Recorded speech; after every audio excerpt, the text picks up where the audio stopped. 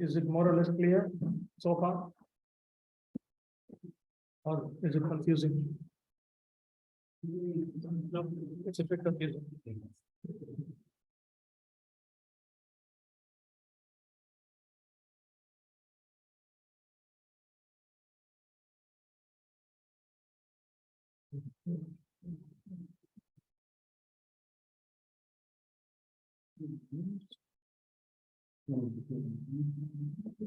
Yes. First of 21, 22, 23.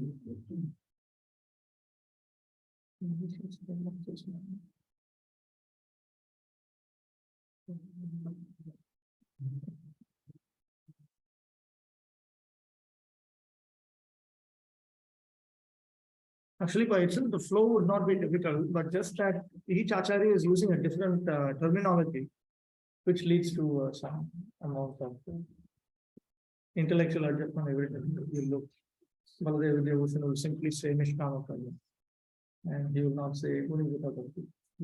And it, in your mind, you have to keep translating it. When he says Nishkama Karma, it actually means what is Vishwanath Chaturthi, Gunivita Bhakti.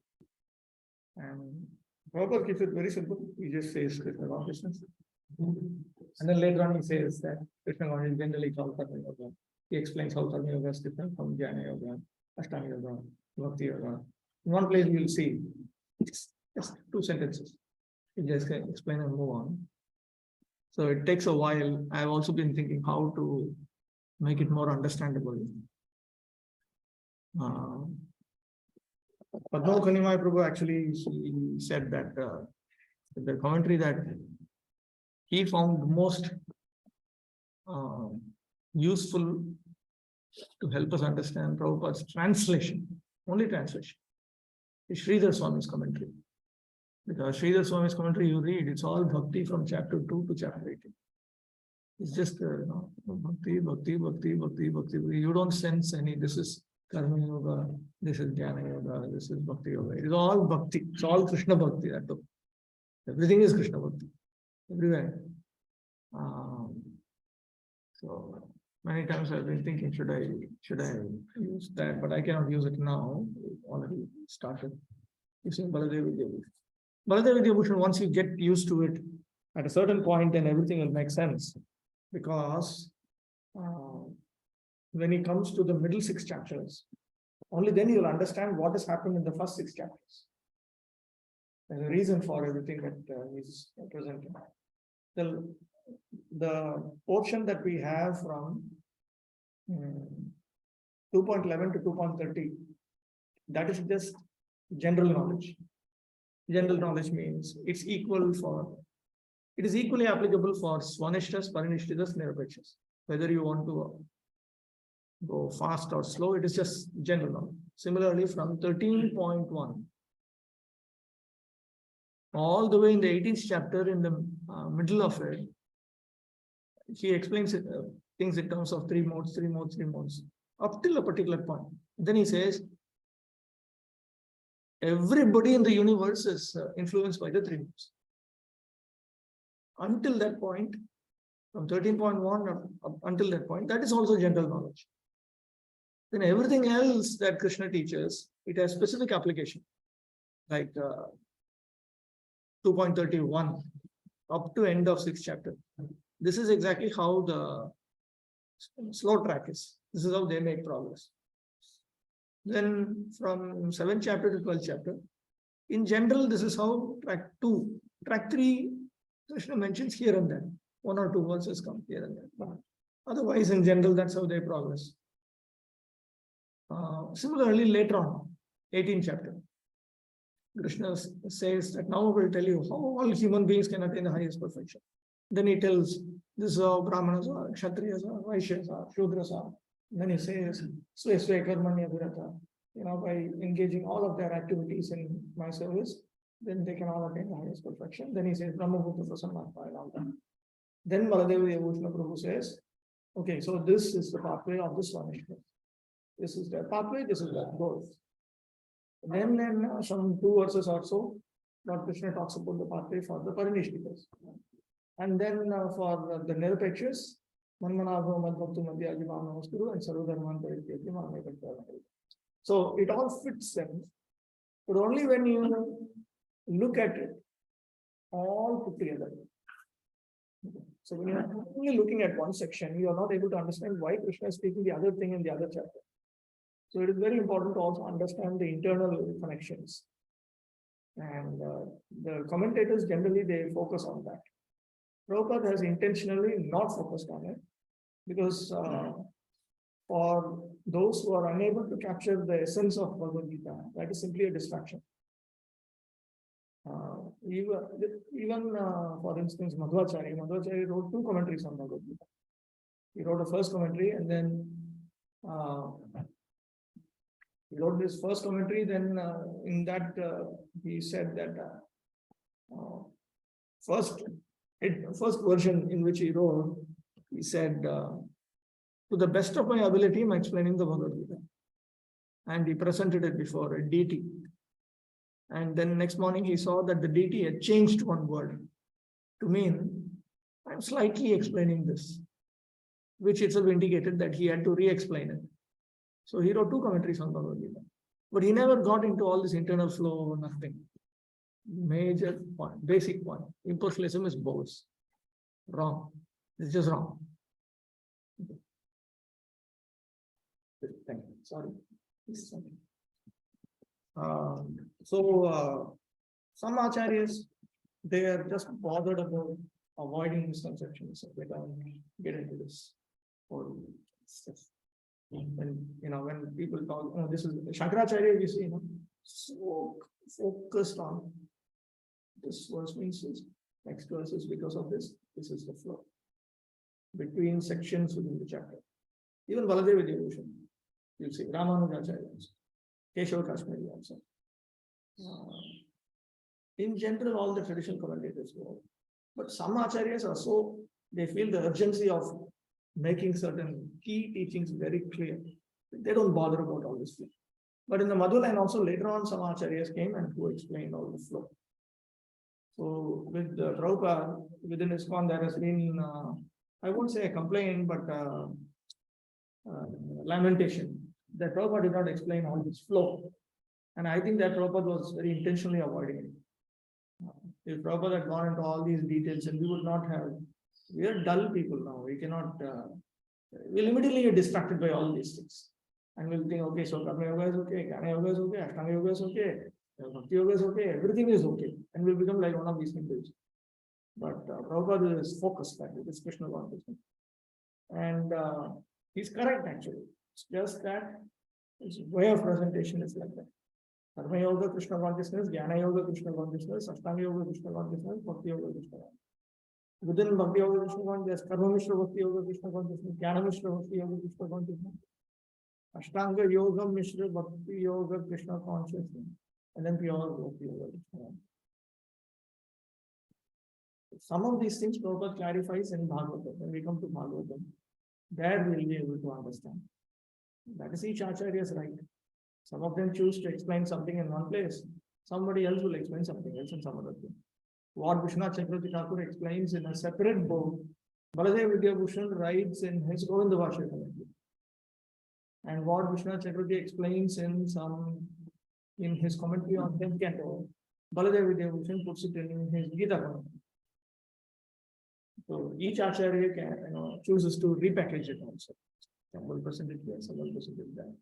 So that overall we get to understand gradually. Okay, so here in the screen, I will just keep this. I will keep Baladev Vidyabhushan's commentary here.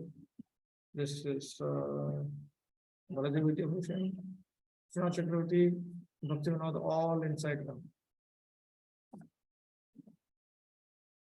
The bumper edition, I liked it very much. Why within ISKCON we don't print text? Everything we have to depend on outside source. And everything else. For Bhaktivinoda, I'll just keep saying somebody else to read. Okay. So don't get offended. I'll keep telling you everything. Okay, afternoon session should be shifted to 5 o'clock.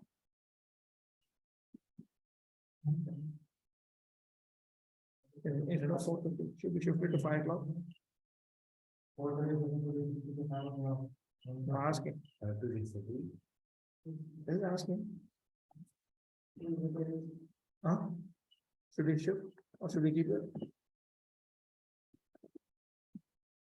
Yes, no. You want to have a good rest, you can sleep and then come back. No.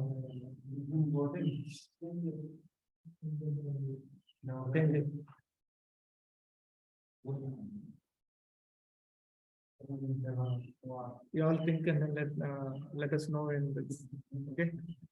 Take one full day time and then think all the pros and cons and overall then mention in the group, the Telegram group.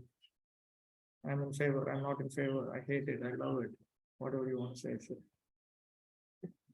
Text number 3, chapter 5.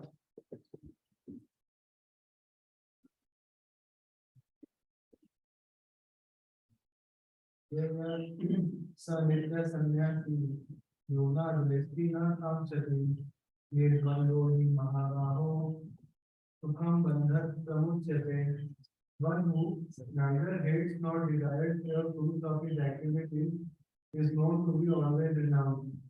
Such a person, liberated from all dualities, he overcomes material bondage and is completely liberated. O mighty Ram Arjuna.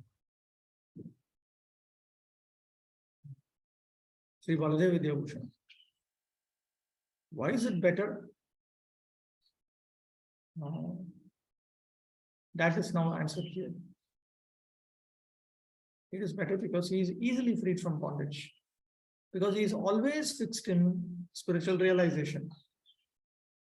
He is always satisfied with the realization of being a spirit soul, not the body. So he is just engaged in the process of karma predominant, karma jnana bhakti. So he attains the effect.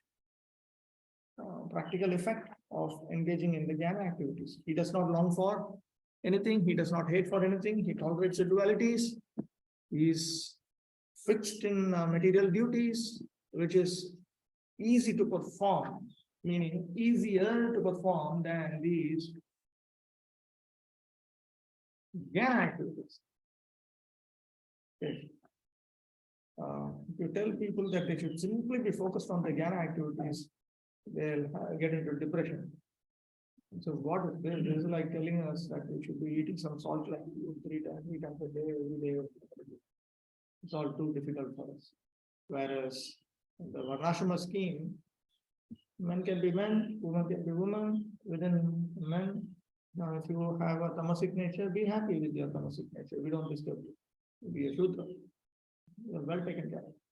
Or if you are Rajasic, you have a Vaishya nature, Kshatriya nature, fine. There are particular boundaries. For each one, there's a particular boundary. Within that, you play as you like. So you also contribute to society. Your body, mind is reasonably dealt with. You're also contributing to society. So it is easier to perform without effort, meaning that without any special effort. And he's freed from bondage. Should I make this a bigger font?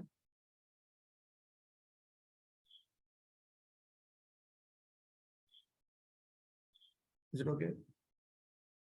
Should I make it bigger? Okay.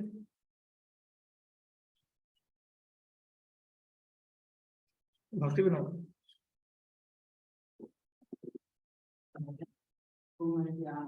The person is without duality, no matter where is one that result of karma is known as the transparent enlightenment. This person without duality becomes free from bondage of karma. So this person, he is considered to be constantly a sannyasi. Now, sannyas and jnana, they are connected. You will see in 16th chapter, in 3 verses, Lord Krishna will spell out the primary requirements of each varna and each ashrama. And there he will specify what a sannyasi is meant to have, and one of that is jnana yoga vyavasthiti. He is always meant to be fixed in the practices of the jnana system. So here, this expression, nitya sannyasi, is very important. that even though this person maybe, let's say he's some, I don't know, Vaishya, maybe Grihastha, but internally his consciousness develops into that of a sannyasi. Text 4.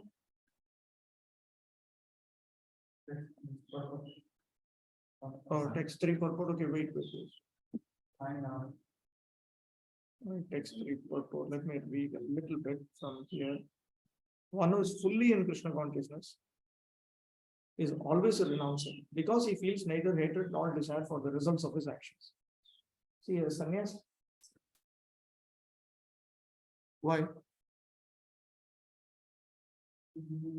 That means somebody is signed it.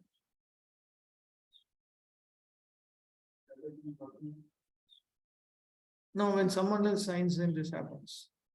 No. Current meeting goes on, everything. Huh? Current meeting goes on. And It is still there.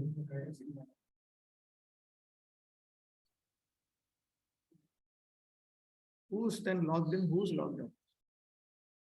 Who then doing it? Mataji, can you hear me? Am I alive inside this meeting? Yeah, everything's looking up. Life's good or what? Can you see this?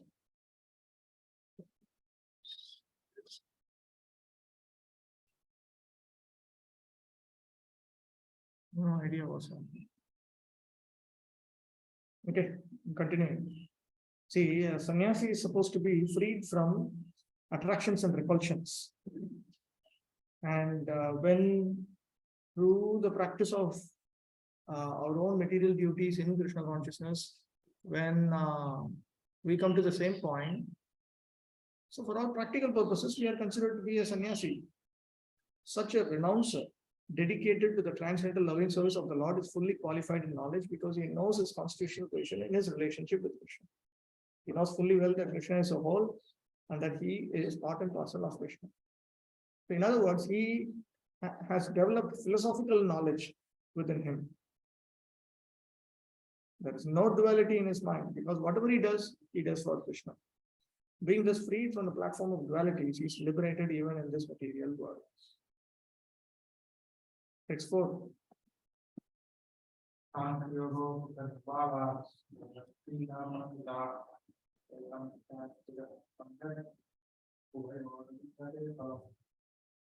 Only the ignorant speak of devotional Karma Yoga as being different from the analytical study of the real world science.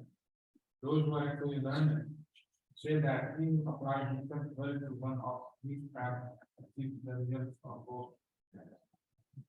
Asking which of the two is better does not arise. See, Arjuna had asked, which of these two is better?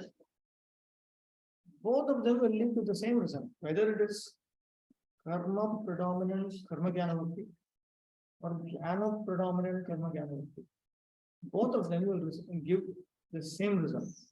That same result is internal detachment and realization. It is not that we need to go through that pathway. It is directly progress and increase our devotional service. That is in fact preferable. The fools, not the wise men, will say that karma yoga and jnana yoga are different because of thinking that they have different fruits. Performing one, a person attains the result of both. Seeing the Atma. The result of both is becoming detached and then realizing that we are not the body and that we are spirit soul. That is called seeing the Atma. Bhaktivinoda? I will explain to you the basic tattva of sannyasa and karma yoga. The Buddhist ignorant Mimamsakas say that Sankhya yoga, karma yoga are different methods, but the wise do not say this. One attains the result of both by properly performing either Sankhya yoga or karma yoga. Can someone read out Prabhupada's purport? Clear. The aim of the analytical study of the material world is to find the soul of existence. The soul of the material world is Vishnu or the super soul. Devotional service to the Lord entails service to the super soul. One process is to find the root of the tree. The other process is to water the root. The real student of Sankhya philosophy finds the root of the material world, Vishnu, and then in perfect knowledge engages himself in the service of the Lord. Therefore, in a sense, there is no difference between the two because the aim of both is Vishnu. Those who do not know the ultimate end say that the purposes of Sankhya and Karma Yoga are not the same, but one who is learned knows the unifying aim of these two processes.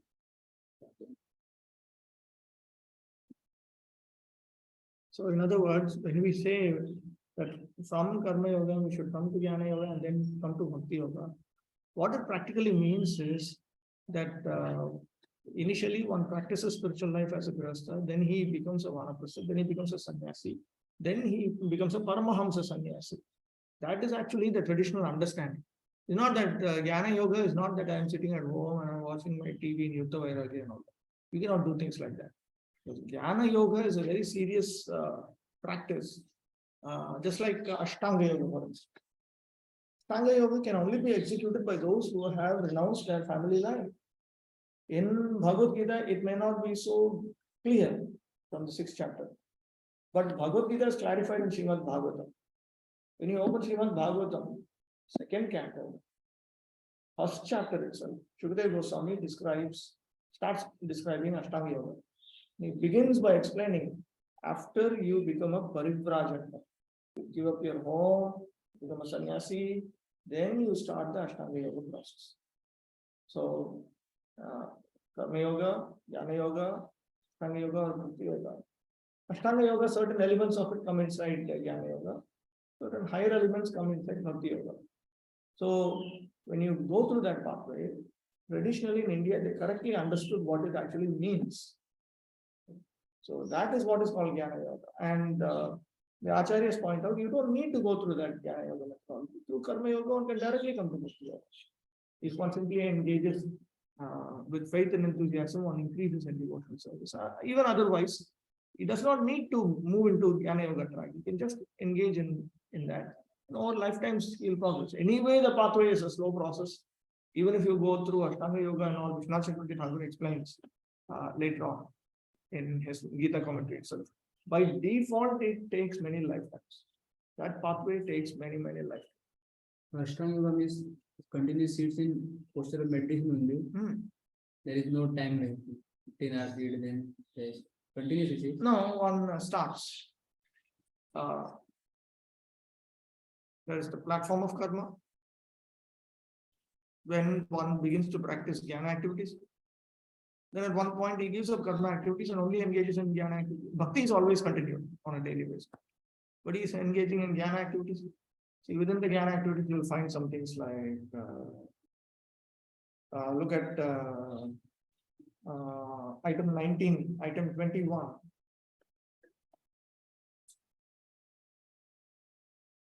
Item 19, considering whether one is the body or the soul. Research into the self as to whether one is the body or the soul. Atma Vimarshana. This is not simply some philosophical research sitting in some armchair. This is actually the yoga process. You sit and you meditate in order to realize that I am actually not the body. That the spirit soul actually should be able to see that is different from the body. So that is why Ashtanga Yoga is there. So initially, when one is just executing the karma process, he may just get more and more familiar with the jnana activities and start spending more and more time. Then at a certain point, he will develop sufficient renunciation. He will become a vanaprastha. Then he will become a sannyasi. Okay. In Varnashrama Dharma system, even for women, this arrangement is there. They can also execute these things. Just that they have to be given that arrangement. Because everybody is supposed to develop in this direction of it. The entire Varnashrama system is moving towards renunciation. So then at a certain point, now that he is practically functioning like a sannyasi, then he begins the yoga system. By this time, he's already cooled. He's sufficiently peaceful, patient, calm. Next. That is how they do. In Bhakti Yoga, we also say, eventually you're supposed to sit in one place and chat. We are so restless, we cannot imagine that, but it may take lifetime, but anyway, you need to come to that point. When you are blessed by Hari Guru Vaishnavas, within one lifetime, it happens. But that is how they would do. Okay, text 5. One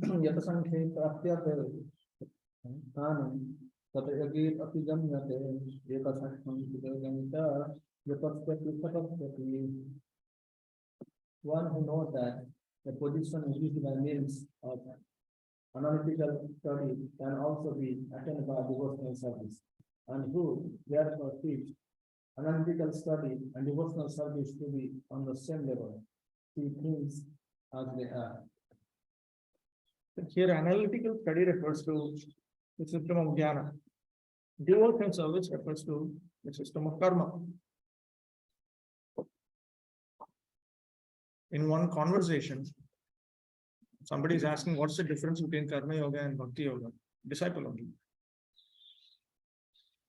And then Prabhupada gives a basic explanation, and then he says, don't try to understand this within one day. It takes time. It takes time. The steady position of seeing the Atma, which is attained by the Jnana yogis, is also attained by the Karma yogis. He who knows that they are one because of having one result, though the forms are different, one being renunciation of action, the other being engagement in action, one being the renunciation of material duties, and the other being the acceptance of material duties, is an observant, wise man. In fact, Ramanujacharya, you remember there was a verse where Lord Krishna stated you should do only your swadharma, not paradharma, not somebody else's duty. So there Ramanujacharya is explained like this. Swadharma means karma yoga. Paradharma means jnana yoga.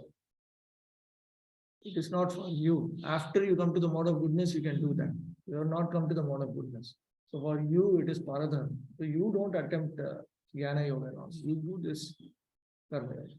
Of course, in his explanation, later on in the 12th chapter, we will come across qualities of a Vaishnava. Several Advaita, Sarvabhutana, will begin that my devotee, he hates no one, he is compassionate, he is friendly towards everyone. Like that, Krishna will go on from text 13 to text 19. Then Ramanujacharya there says, this is actually a karma yoga. So we should not think that a karma yogi is some non-Krishna conscious, non-Vaishnava someone. Actually, most of the time when we talk about Vaishnava, we are actually talking only a karma yogi Krishna conscious person. Then the last verse that comes, 12.20, Krishna specifically says that this person is very dear to me. Before that, Krishna says, he is dear to me, dear to me, dear to me. And then Ramanujacharya, he says, the last verse is about Bhakti yogi. One who is a Bhakti yogi Vaishnava. Karma yogi Vaishnava is dear to Krishna. Bhakti yogi Vaishnava is very dear to Krishna. And in his explanation to 6.47, Yogina observation, Krishna has said, and this person who has faith, who is always thinking of me from within his heart, he is superior to all the yogis. Yoginam observation. Okay. So Ramanujacharya has explained that also. Why is he saying lumping all the yogis together? Karma yoga, jnana yoga, ashtanga yoga. And then now he's beginning to talk about bhakti yoga. And he's basically saying the bhakti yogi is superior to all the other yogis. But why is he lumping all of them together? Then he gives an example. He says karma yoga, the spiritual benefit that you attain from karma yoga is like one mustard seed. So it is some detachment realization. Then he said, next step is jnana yoga. So you are attaining even more spiritual realization. And he says that is like another mustard seed, two mustard seeds. Then he says, then there is ashtanga yoga, that's another mustard seed you can say. And he said, but the spiritual detachment realization that you get from bhakti yoga, he says that is as big as Mount Meru. This is from the perspective of Mount Meru, just standing on the top.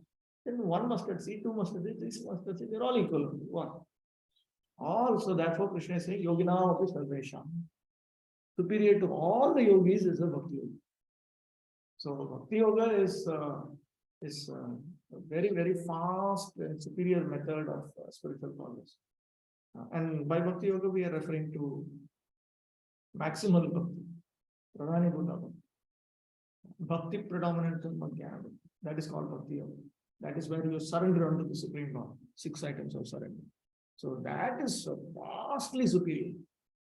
So, but in between, when one is thinking of Karma Yoga, Jnana Yoga, Ashtanga Yoga, then one has to be very careful, to be very meticulous, very careful. Okay, text. Wait. The real purpose of philosophical research is to find the ultimate goal of life. Since the ultimate goal of life is self-realization, there is no difference between the conclusions reached by the two processes. Actually, both processes are the same, although superficially one process appears to involve detachment and the other process appears to involve attachment. Detachment from matter and attachment to Krishna are one and the same. One who can see this, sees things as they are. Text 6.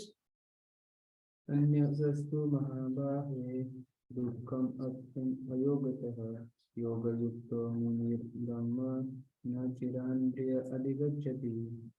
Merely renouncing all activities, yet not engaging in the devotional service of the Lord cannot make one happy.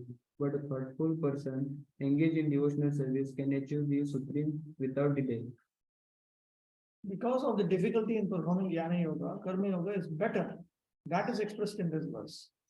Jnana Yoga, stopping the activities of the senses, brings about sorrow for those who haven't practiced Karma Yoga or who are not engaged in Karma. This means that because of difficulty in performance and possibility of deviation, Jnana Yoga alone will certainly be a cause of suffering. Here, Krishna is talking of this kind of Jnana Yoga. This Jnana, I wrote down, there's only Jnana activity and Bhakti activity. That is quite difficult. That is quite difficult. He who practices Nishkama Karma Yoga, who is also contemplating on the spirit soul, quickly attains Brahman. He attains spiritual realization. And Prabhupada points out that there are two classes of sannyasis. There is one, the Mayavad sannyas group, and then you have the Bhagavata sannyasis. The Mayavadi sannyasi group, they don't engage in the various duties. Sannyasis are duty bound to engage in the Pancharatrika regulations and so on. From the Pancharatrika scriptures, we understand this. And also we understand this from the Dharma Shastris. The sannyasis also have certain duties to perform. It is not that you don't, sannyas simply means you have nothing to do. You also have some positive duties to perform. You are supposed to be engaged in various processes that focus your mind in meditation on the Supreme Lord. So in the Pancharatrika system, sannyasis engage in deity worship. And that is indicated in the Dharma Shastras also. That sannyasis have certain duties to perform. So now when you don't do those duties, and you only are focused on what to not do, what to not do, what to not do, what to not do, like this Mayavadi group, then you will not be able to easily become detached from matter. The Vaishnava sannyasis have nothing to do with material activities, yet they perform various activities in their devotional service to the Lord. But the Mayavadi sannyasis, engaged in study of Sankhya and Vedanta and speculation, cannot relish the transcendental service of the Lord. Because their studies become very tedious, they sometimes become tired of Brahman speculation, and thus they take shelter of the Bhagavatam without proper understanding. Consequently, their study of the Srimad Bhagavatam becomes troublesome. Dry speculations and impersonal interpretations by artificial means are all useless for the Mayavadi sannyasis. The Vaishnava sannyasis who are engaged in devotional service are happy in the discharge of their transcendental duties, and they have the guarantee of ultimate entrance into the kingdom of God. The Mayavadi sannyasis sometimes fall down from the path of self-realization and again enter into materialistic activities of a philanthropic an altruistic nature, which are nothing but material engagements. Therefore, the conclusion is that those who are engaged in Krishna conscious activities are better situated than the sannyasis engaged in simple speculation about what is Brahman and what is not Brahman. Although they too come to Krishna consciousness after many births, if they give up their offensive mentality, they can attain. Because impersonalism is actually prescribed in the scriptures as a pathway to Bhakti Yoga. Optional pathway. There are several pathways by which one can come to Bhakti Yoga. Like Ashtanga Yoga is one pathway. Similarly, contemplating on this spiritual oneness of the Jivatma and the Paramatma, that is also accepted as one pathway. But eventually you have to mature and come to the point where you realize you are quantitatively one with, we are quantitatively subordinate to Krishna. Qualitatively we are one with Krishna. Etc. Yoga yukta vishuddhatma vijitatma jitendriyaha sarva bhutatma bhutatma purvanati malipyate. One who walks in devotion, who is a pure soul, and who controls his mind and senses, is dear to everyone, and everyone is dear to him. Though always working, such a man is never entangled.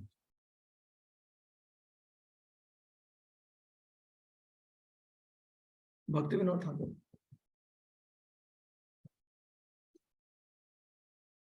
There are three types of jnanis engaged in yoga.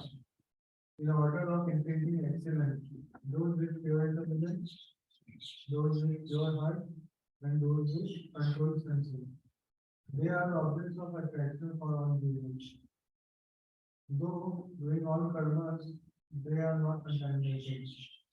Jnanis engaged in yoga becoming pure in intelligence, pure in heart, controlled in senses, and object of attraction for all beings.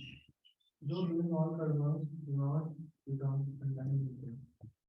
So, a spiritually realized person, notice the expressions here. Vishuddhatma, Vijitatma, Jitendriya. 3 stages in the verse itself. Vishuddhatma, the exact expression Bhaktivinoda Thakur uses is Vishuddha Buddhi. His intelligence has become completely pure. That means his understanding has become clear. That is first stage. The next stage is Vishuddha Chitta. Then his mind has become pure. Then the next stage is Jitendriya. He is able to subdue his senses completely. Very useful to understand.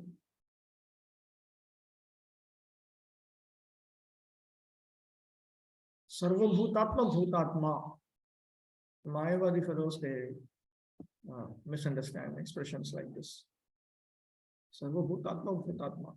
It actually means, like Baladev Devotion has explained, it means his body becomes the object of love for all jivas. In other words, he uses everything that he has for the benefit of others.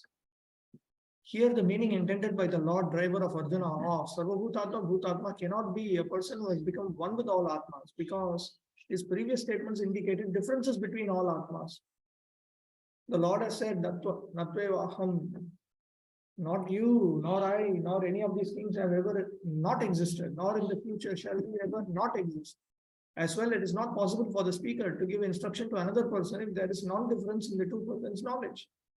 Performing actions in this manner, he is not contaminated by thinking of the self as a material thing because of his quest for the individual Atma. Quickly he will attain the Atma. He will attain the Atma simply means he will realize himself. Therefore, Karma Yoga is better. We should not make the mistake of thinking that there are no sannyasis within the karma system. In fact, in track 1, where you can see that they are engaged predominantly in karma activities, no? Predominantly karma activities. And they will come to the point of, they'll go through Jnana Yoga and come to the point of Bhakti Yoga. Gradually, several lifetimes. And if you go to the Tatvavadi group, the Mayavadi, the exact opposite of the Mayavadi group, the Tatvavadi group, Madhvacharya followers. If you ask them, what is the process you are following? Karma Yoga or Jnana Yoga or Bhakti Yoga. Immediately they'll say, "Oh, we are human beings. So we perform Karma Yoga." And after many lifetimes, when we cross beyond Devaloka and come to Janaloka, Tapaloka there we do Jnana Yoga. And then finally when we reach Lord Brahma's place, he is a pure Vaishnava. He is our ultimate Acharya. Then we will do Bhakti Yoga. So, we do that. It's just everything in slow motion. That's all.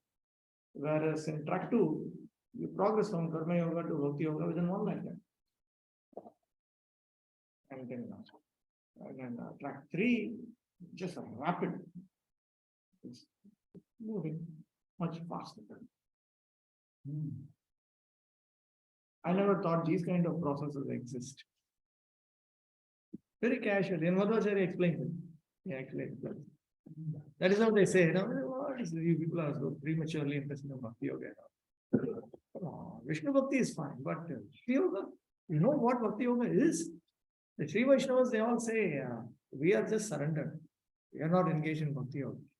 Bhakti Yoga means uninterrupted, like when you pour oil. They always give this example. You pour oil. Oil flows without interruption. It's not like pouring water. Oil flows in a flow. Like that, you should remember Vishnu's name, form, qualities, pastimes, with no remembrance of anything material. That is Bhakti Yoga. And it will come. It will come when we are blessed with that. Okay, text 8 and 9. Sri Vaishnava, then which track? Sri Vaishnava track 2. I mean, I will not say Sri Vaishnava. I will say Ramanujacharya's teachings, because you can belong to any line and do anything you want. That in most of the Sri Vaishnavas nowadays, they think that just take initiation and you're guaranteed to go to Vaikuntha. That's all. Within ISKCON also, we have all funny ideas. Outside ISKCON, even more funny ideas they have. Everybody may have. Therefore, I don't talk about it. I talk about the Acharya. You look at Ramanujacharya's writing, is presenting track 2. Madhvacharya's writing, presenting track 1. And Lord Chaitanya is presenting track 3. That's this. They all have their independent requirements. Okay, wait, before that, let me read a little bit about this feature of compassion of such an advanced Vaishnava. Such a person cannot think of any living being as separate from Krishna, just as the leaves and branches of a tree are not separate from the tree. He knows very well that by pouring water on the root of the tree, the water will be distributed to all the leaves and branches, or by supplying food to the stomach, the energy is automatically distributed throughout the body. Because one who works in Krishna consciousness is servant to all, is very dear to everyone. And because everyone is satisfied by his work, he is pure in consciousness. Because he's pure in consciousness, his mind is completely controlled, and because his mind is controlled, his senses are also controlled. So this is how it is. First of all, his consciousness, his intelligence is clear. Therefore, his mind is clear. Therefore, his senses are pure. So purity of intelligence first, purity of mind next, and then purity of senses or the body, that is last. It is very, very important that we have a correct understanding, because if the intelligence, if our intellectual understanding is wrong, then you cannot come to the point of purification of mind, and you cannot come to the next stage also. Senses will never come under control. Okay, text 8 and 9. One question. Sometimes you say that they are bigger for productive, like the transcendent knowledge will be really have you simply go and surveying so much for knowing, like Everything will come. It's knowledge generally refers to realized knowledge. Knowledge primarily refers to realized knowledge. Secondarily, it refers to understanding. Thirdly, it refers to information. But primarily, it refers to realized knowledge. Realized knowledge means Vijnana. Vidvan. And then there is understanding is one level lower than that. Lower than that is information. Information means you actually know the facts. But if you have the wrong facts, if you don't know what you're supposed to know, theoretically also, then your understanding will be wrong. And if your understanding is wrong, your realization will be wrong. So the actual process is we do things correctly, it's all automated. you get everything. But it's highly demanding. You cannot do it properly, then manually. Manually you can do it. You read the books, discuss it.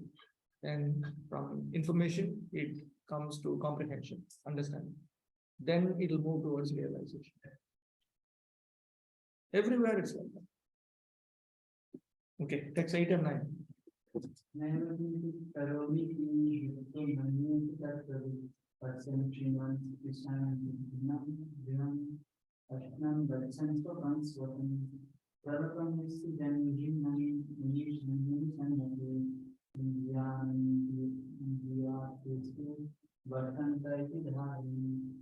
A person in the divine consciousness, although engaged in seeing, hearing, touching, smelling, eating, moving about, sleeping and breathing, always knows within himself that he actually does nothing at all.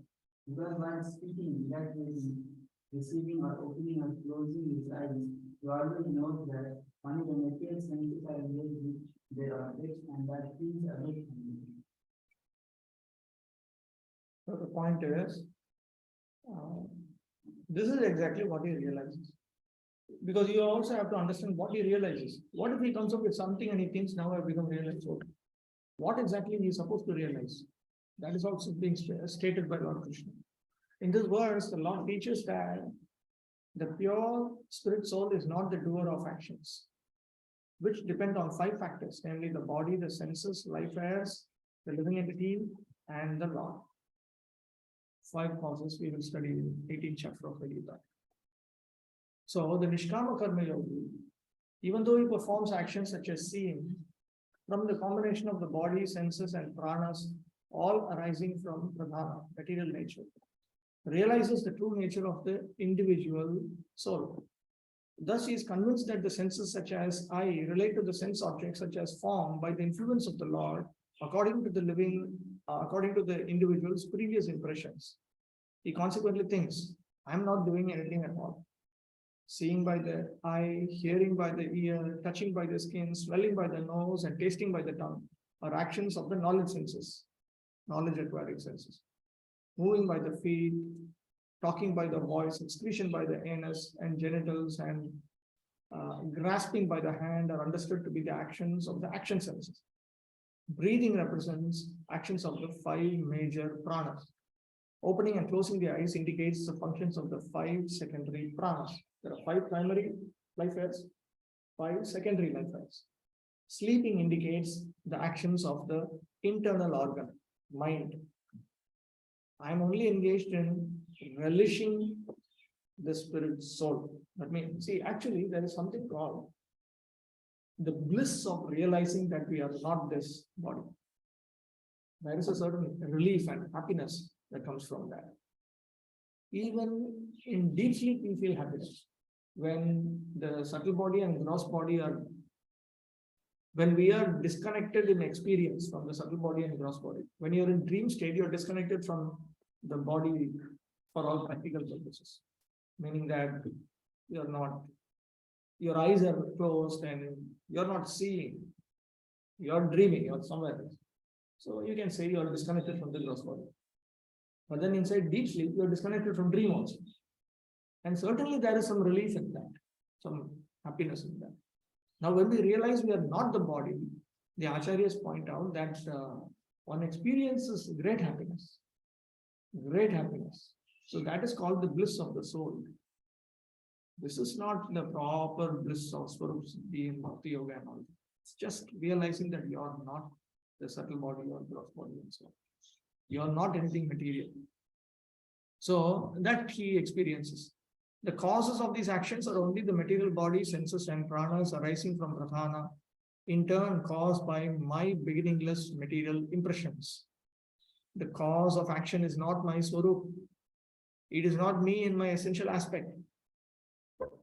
However, it's not possible to claim that there's no doership at all for the soul in its essential nature, because the Atma itself is defined by its power of ascertainment and contemplation. That means the Atma itself is the one who ascertains things, who comes to certain conclusions and contemplation, and he is the one who contemplates, implying doership. That means he is the one who is responsible.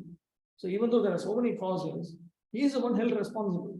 So if I go to hell because I engage in sinful activity, I cannot say, no, it is because my senses did something, my hands did something, my feet did something. You cannot say that. I'm held responsible for it. So these different things are going on, but I'm held responsible. These elements are jnana, consciousness. They are features of consciousness, which is eternally the nature of the Atma.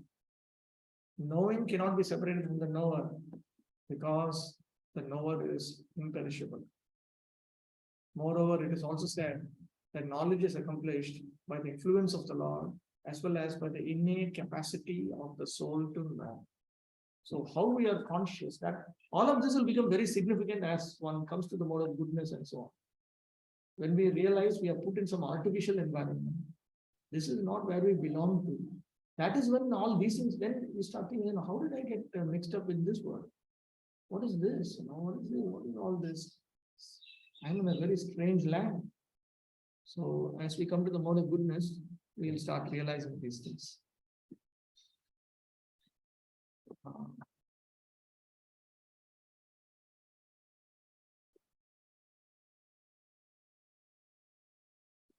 A person in Krishna consciousness is pure in his existence and consequently has nothing to do with any work which depends upon 5 immediate and remote causes: the doer, the work, the situation, the endeavor, and fortune. Fortune means the Supreme Lord, Daiva in Sanskrit. This is because he is engaged in the loving transcendental service of Krishna. We should also remember that the detachment and realization that comes at this level, between stage 1 and stage 2, that is automatically included in detachment and realization of the second level. It's not that when he comes to the next stage, he forgets this, goes back to Maya. It is reinforced. Similarly, for track 2, see, this is the first time they're getting detachment and realization. This is their first detachment realization. But there also they get all of this. Same thing comes through the process of devotional service itself. Only difference is in stage 1, over several lifetimes, they're engaged in their material duties primarily. So gradually they come to this detachment realization. But in track 2, rapidly they come to this detachment. Rapidly means considerably rapidly, within few decades, they come to the track 3 even faster. So in track 1, you have three stages of detachment realization. Track 2, 2 stages of detachment realization. Track 1, only 1 stage of detachment realization. But it's very significant. That is very significant because based on that only we understand whether we are progressing. Others also understand whether we are progressing. Detachment realization doesn't come. There's no proof that we are making any spiritual progress. So all of this must come up.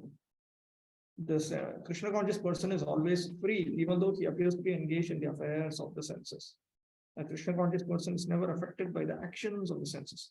He cannot perform any act except in the service of the Lord because he knows that he is the eternal servitor of the Lord. Now, in track 1, they also think like this. Track 2 also think like this. Track 3 also think like this. Only difference, in track 1, they think my service to Krishna is to perform primarily most of my time should go in karma duties. All 3 are services. Dharma is also service to Krishna. Jnana is also service to Krishna. Bhakti is also service to Krishna. But right now I'm supposed to be doing karma seva, not jnana seva or bhakti seva. Later on, eventually I have to come to the point of bhakti seva and only bhakti seva. So they understand that. So when Prabhupada writes things like he realizes service to the Lord, that applies everywhere. Only difference is in the speed. Text 10.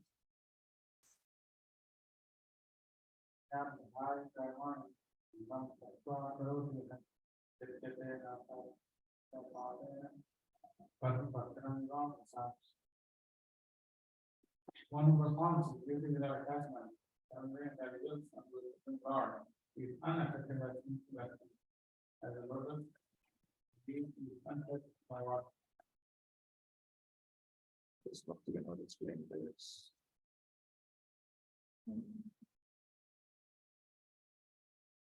Bhakti not Thakur. Can someone read this?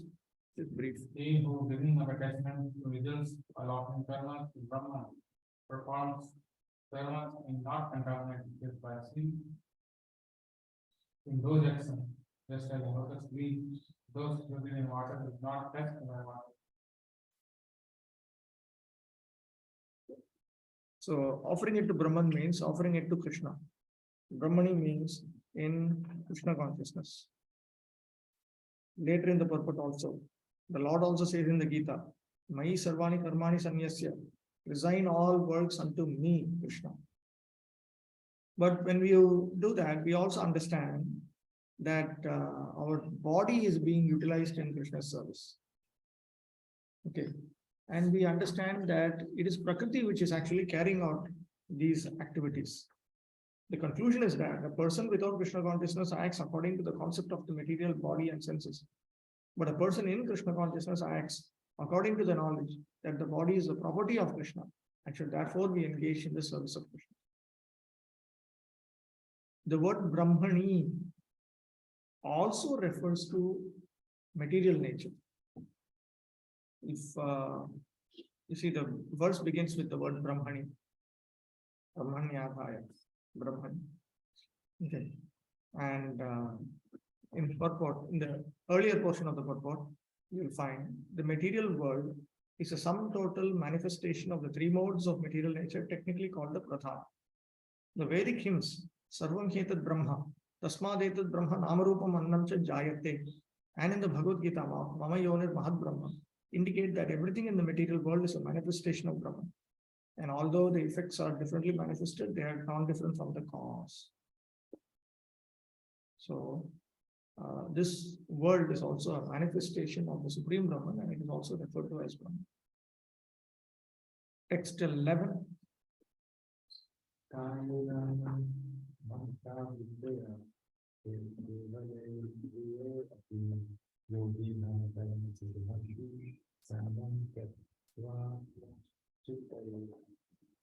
The yogis abandon attachment ends with body, mind, intelligence, and even with the senses, only for the purpose of purification.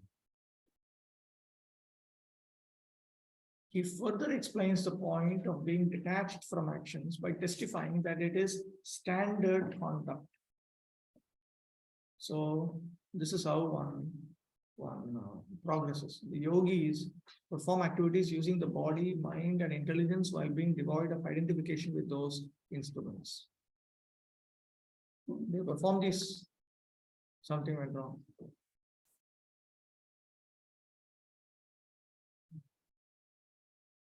Okay, we'll continue.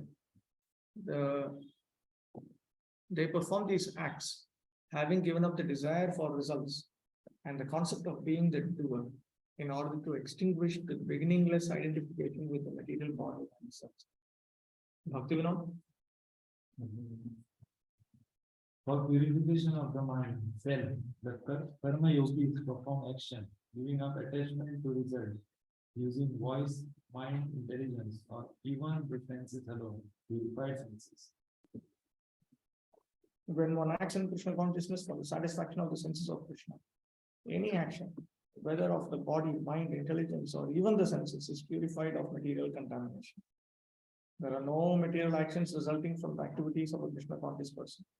Therefore, purified activities, which are generally called sadachara, can be easily performed by acting in Krishna consciousness. He has no false ego, for he does not believe that he is this material body, or that he possesses the body. He knows that he is not this body, and that this body does not belong to him. He himself belongs to Krishna, and the body too belongs to Krishna. When he applies everything produced of the body, mind, intelligence, words, life, wealth, etc., whatever he may have within his position to Krishna's service, he is at once dovetailed with Krishna. He is one with Krishna and is devoid of the false ego that leads one to believe that he is the body, etc. This is the perfect stage of Krishna consciousness. Well, युक्तः कर्म प्राप्तः अन्तिमाप्नोति नैष्ठिकीं युक्तः कामकारेण फले सक्ता निबध्यते. The steadily devoted soul attends unadulterated peace because he offers the result of all activities to me, whereas the person who is not in union with the divine, who is greedy for the fruits of his level, becomes entangled. Bhaktivinoda Thakur.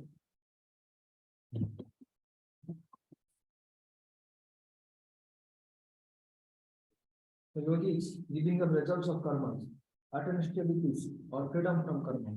On the other hand, those who are not so engaged, those practicing sakama karma are bound by karma through their impulse of desire, with attachment to results. So those who are engaged in Sakama Karma, they are engaged in the same set of material activity, but they are completely messed up with all kinds of material desires. So they may be engaged in the same set of activities of household life or brahmacharya or sannyas or whatever, but they are completely caught up with the material world. They are not thinking about spiritual progress, spiritual realization. Greedy for the fruits of his labor. Can someone read Prabhupada's purport? The difference between a person in Krishna consciousness and person in bodily consciousness is that the former is attached to Krishna, whereas the latter is attached to the results of his activities. The person who is attached to Krishna and work for him only is certainly a liberated person and has no anxiety over the results of his work. In the Bhagavatam, the cause of anxiety over the result of an activity is explained as being once functioning in the conception of reality, that is, without knowledge of the absolute truth. Krishna is the supreme absolute truth, the personality of Godhead. In Krishna consciousness, there is no duality. All that exists is the product of Krishna's energy, and Krishna is all good. Therefore, activities in Krishna consciousness are absolute plain. They are transcendental and have no material effect. One is therefore filled with peace in Krishna consciousness. But one who is entangled in profit calculation for sense gratification cannot have that peace. This is the secret of Krishna consciousness.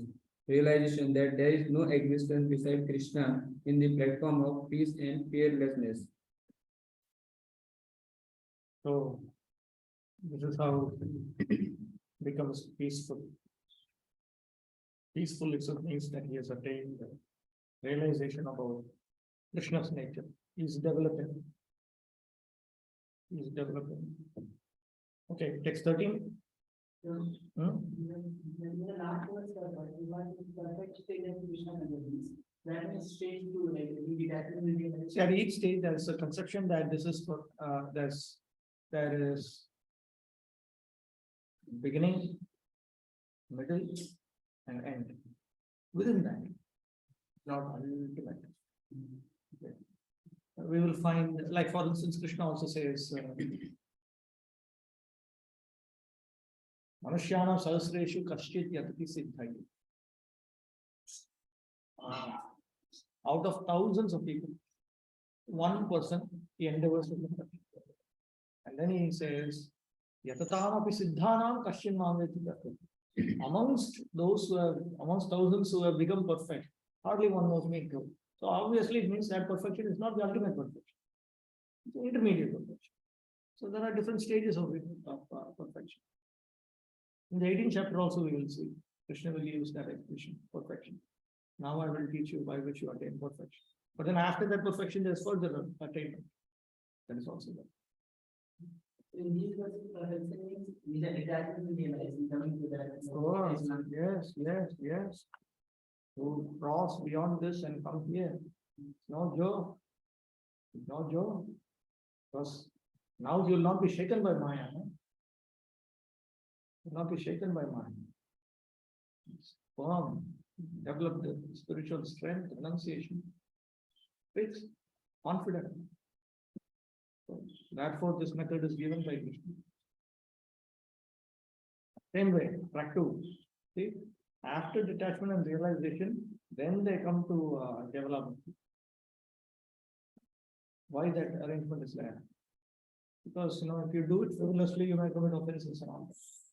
Therefore, that arrangement is there. Bhaktivinoda Thakur's method is you start with track 2. Or you can start with track 1 optionally. Move to track 2. First, start here. And then directly move up.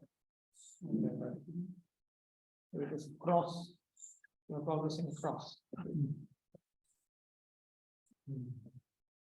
That is doable. That is doable.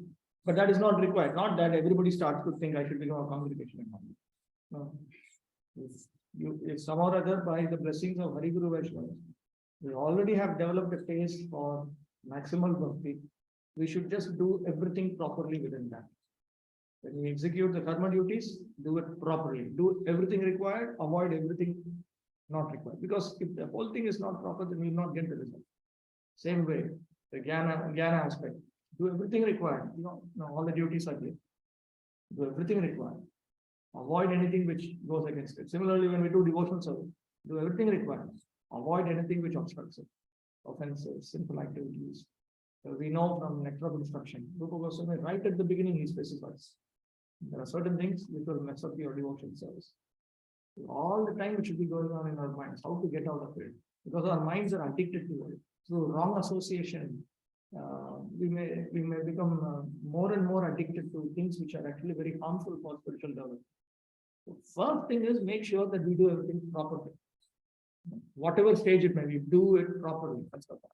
It's most important. Do it properly. Then you think about how to go to the next stage as fast as possible. First of all, we need to be properly situated.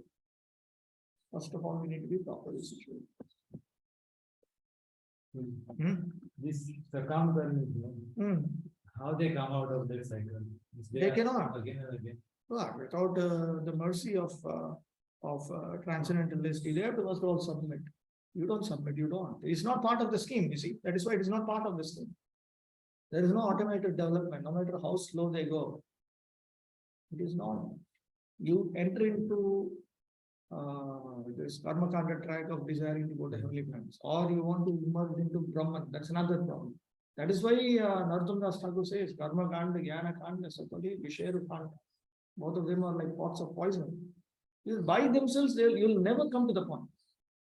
By themselves, a karmi, materialistic karmi, will never come to the point.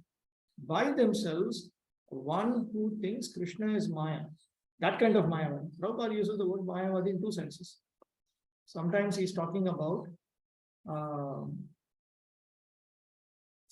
there are actually two types of Mayavadis.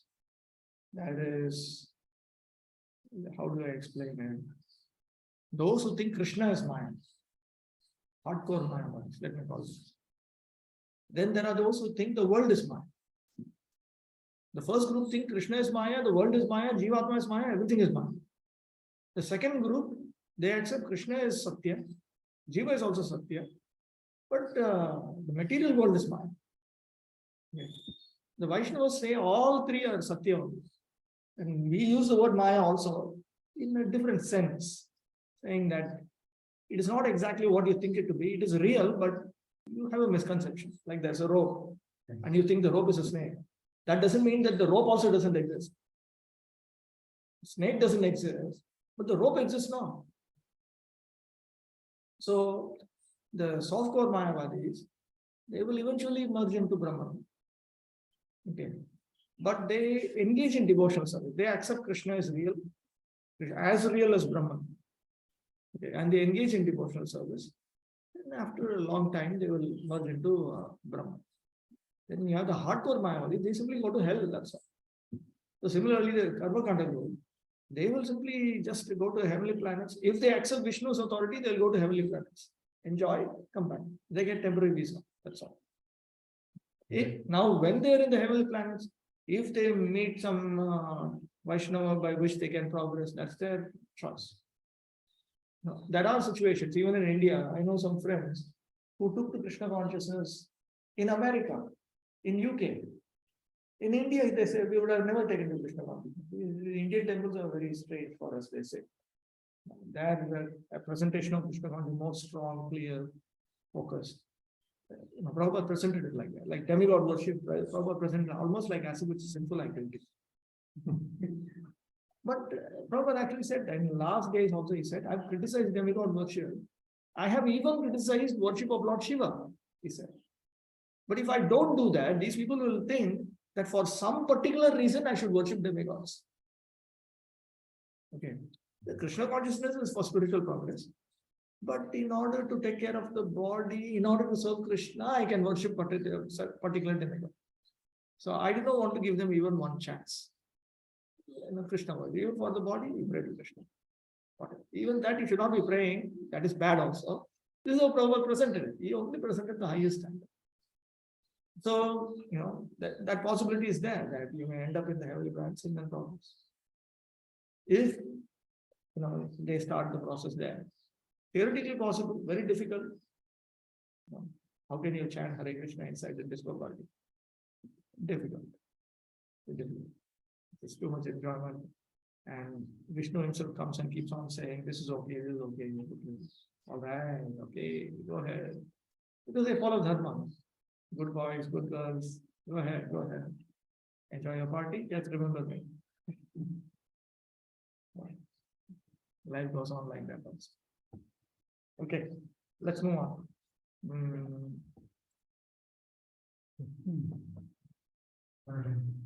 No, wait.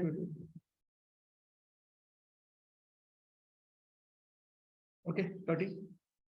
Sarvakarmani manasa sanyasyaste sukam vashe navadvare pure deve naiva purvanna karayam. When the embodied living being controls his nature and mentally renounces all action, he resides happily in the city of 9 gates, the material body. Neither working nor opposing work to be done.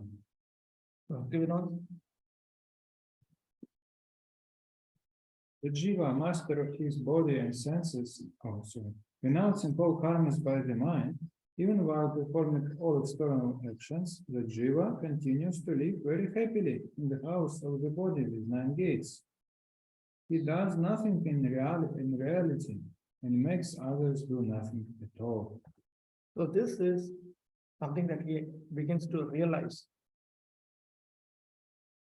The activities of the body or the figurative city of the body are conducted automatically by its particular modes of nature.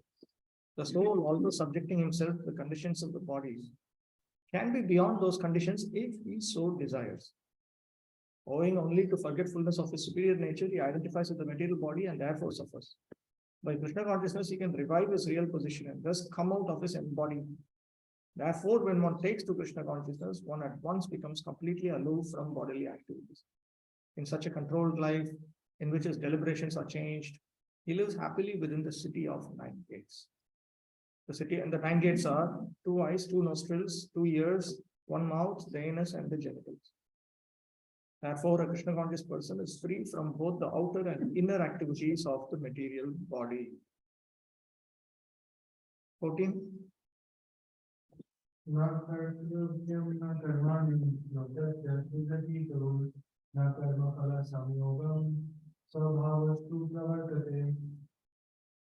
The embodied spirit, master of the city of his body, does not create activity, nor does he induce people to act, nor does he create the fruits of action.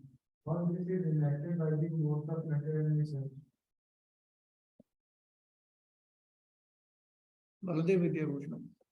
In this verse, the Lord explains how the jiva, with self-realization, does not perform any material action or cause anyone to perform material action. The master of the senses and the body, that means the jiva, does not become an agent who makes other people perform actions, saying, you do that. Nor does he perform actions desirable for himself, such as making garlands or cloth. He himself is not the doer, nor does he create a relationship with the results of action with happiness and distress. He does not become the enjoyer of results, nor does he cause others to enjoy the result. Then who or what acts or makes him act? Action takes place by swabhava.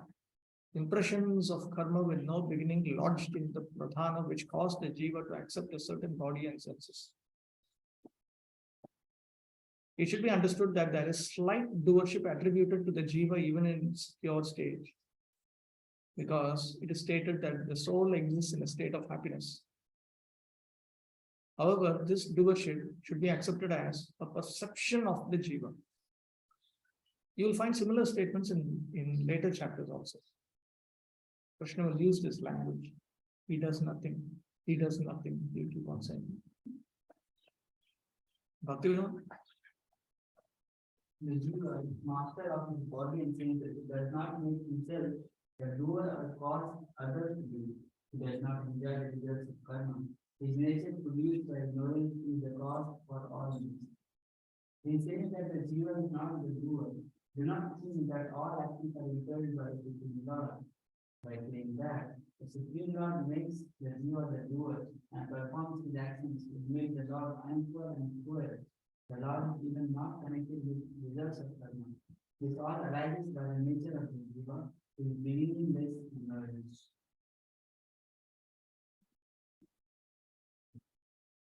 Somehow, the superior nature, the living entity, has been in contact with material nature since time immemorial. A temporary body or material dwelling place which he obtains is the cause of varieties of activities and the resultant reactions. Living in such a conditional atmosphere, one suffers the results of the activities of the body by identifying himself in ignorance with the body. It is ignorance acquired from time immemorial that is a cause of bodily suffering and distress. As soon as the living entity becomes aloof from the activities of the body, he becomes free from the reactions as well. As long as he is in the city of the body, he appears to be the master of it, but actually he is neither its proprietor nor controller of its actions and reactions. He is simply in the midst of the material ocean struggling for existence. The waves of the ocean are tossing him, and he has no control over them. His best solution is to get out of the water by transcendental Krishna consciousness. That alone will save him from all turmoil. So all of this he begins to realize. The realization is the next level. Just like when we understand, that is already a deeper form of knowledge. First step is we just get to know. That is just Pravanam. Then there is Mananam, contemplation, understanding. Understanding is one level deeper. Then Nididhyasanam, realization. That is even more deep. So these are all theoretically, we have heard all these things now. We have heard all the things. But then when you realize actually the material world is so miserable and I should be engaged in spiritual activity. Realization is something. Realization has a power of its own. Like a blind person, since birth, he may be blind living in a home. And he may know, let us say he's fully in charge of his home. Then he generally knows every place, how to go, how many steps to take in which direction. He knows all this. So you can say he knows the home. And when somebody comes into the home, when he's alone, he cannot sense it. He cannot see, but he can sense. So you can say he has some knowledge. But then when he, let us say through some eye operation or something, he gets sight. And there's something else. Actually able to see color, able to see things. So same way, just ordinary information, theoretical ordinary information. That is like just being blind person knowing his home. And when you come to understanding, that is like you can sense somebody is entering the home and all that. And then after the eye operation, you begin to see. So realized knowledge is third stage. Actually, you're able to see. Throughout the Upanishads and Bhagavad Gita summary of the Upanishad, you will find realized knowledge is greatly glorified. This, now you're moving to a different level. Okay, let's move on. Text 15. Not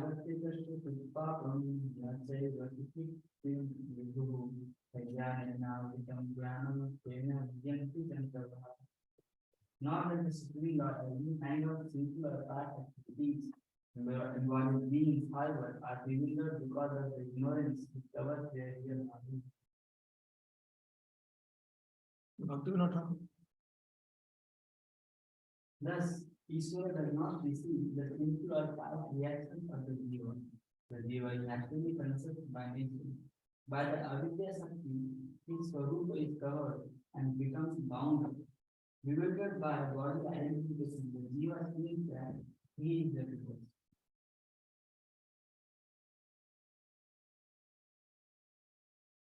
Now, one should not think that because the scripture says the Lord engages in pious activities, the living entity whom he desires to elevate from these worlds. The Lord engages in impious activities, the person whom he desires to degrade. It's from Kaushitaki Upanishad. Also, for instance, the ignorant living entity is completely powerless in regards to attaining his distress and happiness. Impelled by the Supreme Lord, he will go to heaven or hell. So one may think that it is all the Supreme Lord. The Lord leads the jiva into states of sin and piety. So in other words, the Supreme Lord is instigating it. So he must be blamed for the sinful activities of the jiva. This verse, Krishna actually points out that no, the Supreme Lord, he is not responsible for any of this. He is full of immeasurable bliss and knowledge, full of unlimited energies. He enjoys his own bliss. He simply engages the jiva in activity according to the jiva's impressions. The jiva desiring to enjoy is bound up by beginningless impressions in the pradhana, takes a body made of a transformation of pradhana by proximity to the Lord alone, not by direct contact. Therefore, the Lord does not receive any sinful or pious reaction for any jiva's actions. Jivatma is there. Paramatma is next to the jivatma. He is observing what the jivatma wants. Prakriti is next to the Supreme Lord. She is observing what the Supreme Lord wants. The Supreme Lord wants that jiva to be satisfied according to his karmic capacity. Jivatma may want to enjoy, he may want so much of land, so much of women, so many this, so much of that.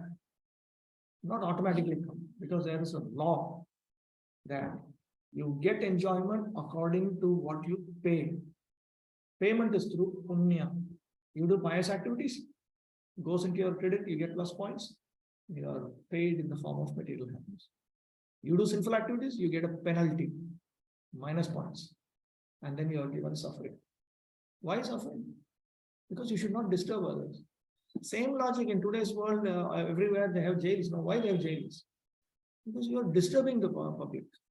Don't disturb others. That's why they put a jail. Put inside. If you disturb the prisoners inside the jail, then there's a jail inside the jail. Why? Same logic. Don't disturb others. Don't disturb others. So the Supreme Lord is next to the jiva, and Prakriti is also next. So there's no direct contact. Smell affects the mind by proximity with the mind, without thoughts of being a benefactor. In the same way, the Supreme Lord also acts in relation to the living entities, without thoughts of disturbing them. Just as by proximity, ether and time are causes of a tree, without their undergoing transformation, so Bhagavan is the cause of the universe, without his undergoing contact or transformation. The example of fragrance is to illustrate the neutral position of the Lord, but this does not mean that the Lord does not have desire in creating. Then why do the jivas accuse the Lord of injustice? The knowledge of the jiva, though eternal, disappears from view due to the jiva's hostility to the Lord without beginning. So the jiva is averse to the Supreme Lord from beginningless time. Jiva meaning conditional jiva. Because of this, the jivas are bewildered. The Lord is just, meaning that he is righteous. But the ignorant people, not the wise, say that the Lord is unjust. The Lord has no partiality or cruelty, because the pleasure and pain suffered by the living entities is caused by their karma. So the scriptures declare. Someone may argue as follows: you cannot say the Lord is just because he gives different karmas to each jiva at the beginning. But that is not so, because karma is without a beginning. So in other words, Krishna is not responsible for the various choices that the conditioned souls make. Conditioned souls make up their own choices. Can someone read out the purport? Prabhupada's purport. Sanskrit word Vibhu means the Supreme Lord, who is full of unlimited knowledge, which is strength within human creation. He is always satisfied in himself, undisturbed by sinful or pious activities. It does not create a particular situation for any living entity, but the living entity bewildered ignorance desires to be put into certain conditions of life, and thereby the chain of action reaction begins. A living entity is by superior nature full of knowledge. Nevertheless, it is prone to be influenced by ignorance due to its limited power. The Lord is omnipotent, but the living entity is not. The Lord is Vibhu or omniscient, but the living entity is unknown at all. Because he is a living soul, he has the capacity to desire God's favor. Such desire is fulfilled only by the omnipotent Lord, and so when the living entity is bewildered in his desires, the Lord allows him to fulfill those desires. So the Lord is never responsible for lessons and directions or the particular situations which may be desired. Being in a bewildered condition, therefore, the embodied soul identifies himself with the circumstantial material body and becomes subjected to the temporary misery and happiness of life. The Lord is a constant companion of the living entity as a Paramatma of the super soul, and therefore he can understand the desire of the individual soul as one can smell the flavor of the flower by being near it. Desire is a subtle form of conditioning for living entity. The Lord fulfills his desire as he wills. Man proposes and God disposes. The individual is not, therefore, omnipotent in fulfilling his desires. The Lord, however, can fulfill all desires, and Lord, being neutral to everyone, does not interfere with the desires of the minute independent living entity.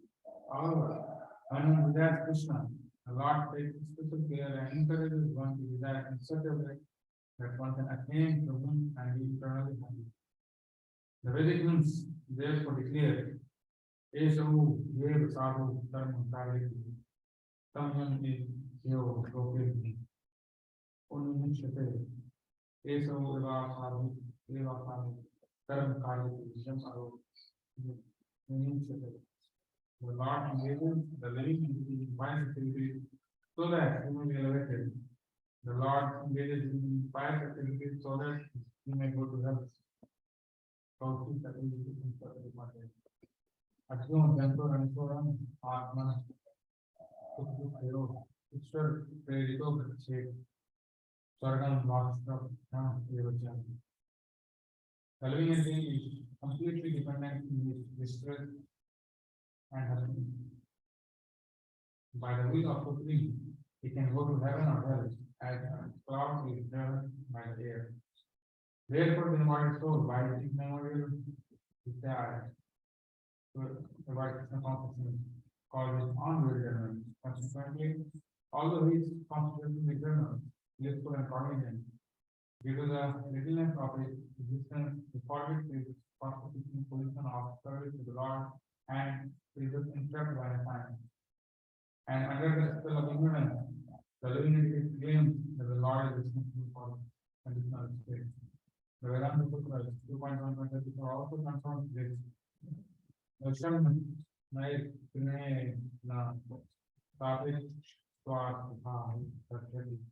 Lord neither hates nor likes anyone, so he appears to.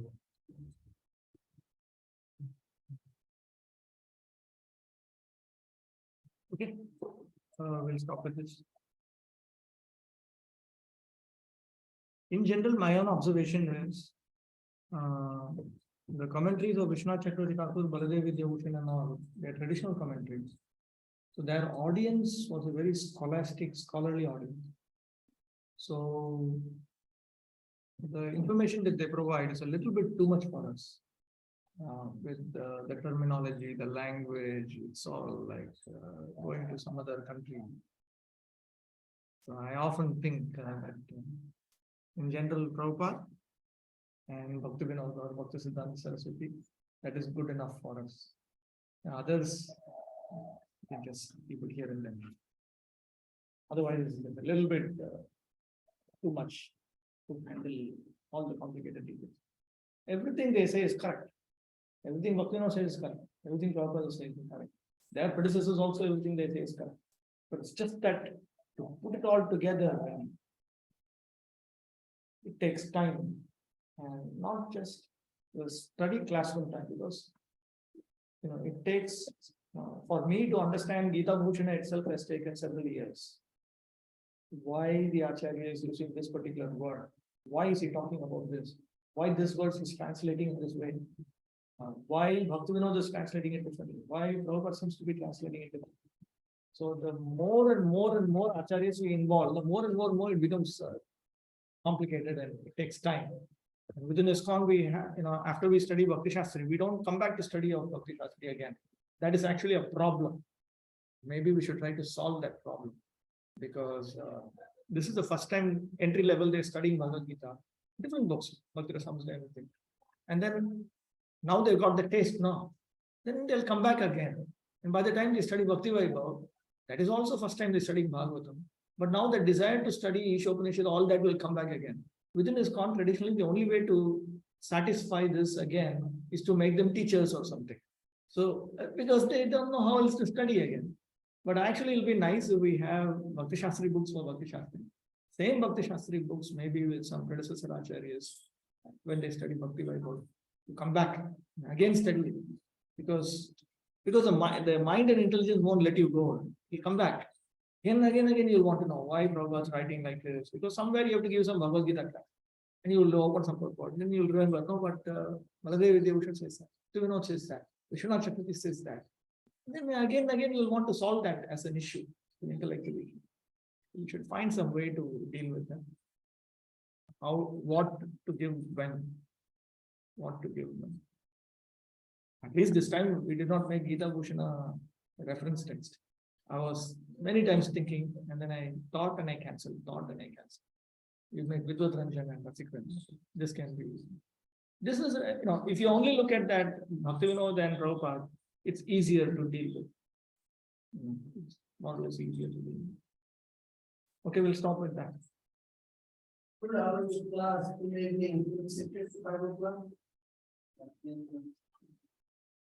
How many want 5 o'clock? Raise hands. 5 to 6:30 evening. Mataji, 5 to 6:30. Note it down. And one thing, whenever you have any doubt or some thing in understanding something, anytime you can just write in the Telegram. Anybody else can come. We have other teachers also, and also the same teachers. Typically, we go back, we study, we research, we come up with further answers. During class time, some things we may not have enough time to also explain certain things. I have myself understood by experience certain things. It's better to leave it. Like some topics that come up in Bhagavad Gita, it will be clarified in Bhagavatam in, let's say, 4th canto. So I simply leave it. Later on, they'll understand. But ideally, we should have explained everything. But for that, we need time also. We don't have that much time also. I'm still not clear whether what to display. Should I display Gita Bhushan? My initial thought was display Sanskrit. Most of you don't know Sanskrit, which is very good actually. Because you know the language in which I'm displaying, then you start thinking about it. And when you see something like this, realize the Atma. How is that? It's what personalism or what? Because we're not used to that type of language, that type of presentation.